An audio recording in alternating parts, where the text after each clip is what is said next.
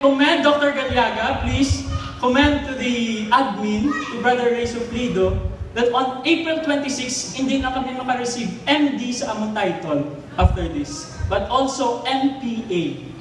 Kung ara ka sa Ateneo Vespila, you will receive MD, MBA. But our MPA will not stand as Masters in Public Administration, but MD and Masters in Performing Arts. Mga talented mga people at the batch!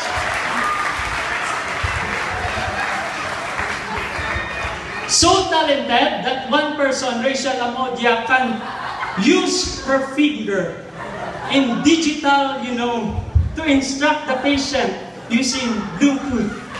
Makarelate. So talented that Joey Bisertan and Lori Caraig can be at 2, 3, 4 places at the same time. Makita ko siya! Rinis lang!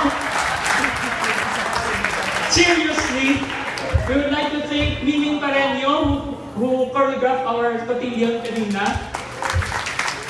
Of course, our class valedictorian, Ray Barrera, who can digest 300 words in 1 minute. But of course, Elmer Baldin gusto niya can also digest 300 cupcakes in 1 minute. Elmer? Sino ka na wala ka nalawag kayo mo at the story?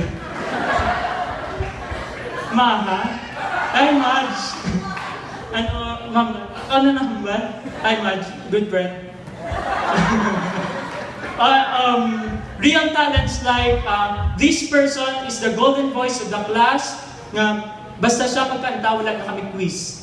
That's Junie Torifranca. Sample daw, yung balimod siya karoon, ha? June, di na si Junie ba?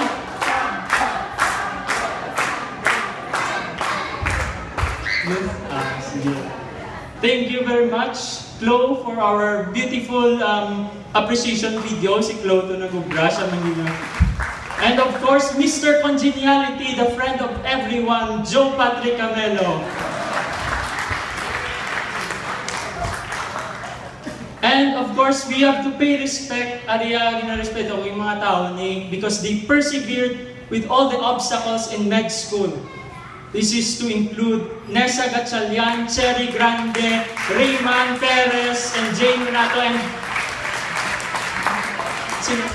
Adji Amada. Go na ng go.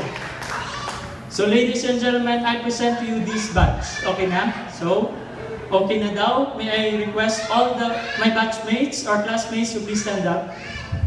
Hindi pa na mag-toast, don't worry.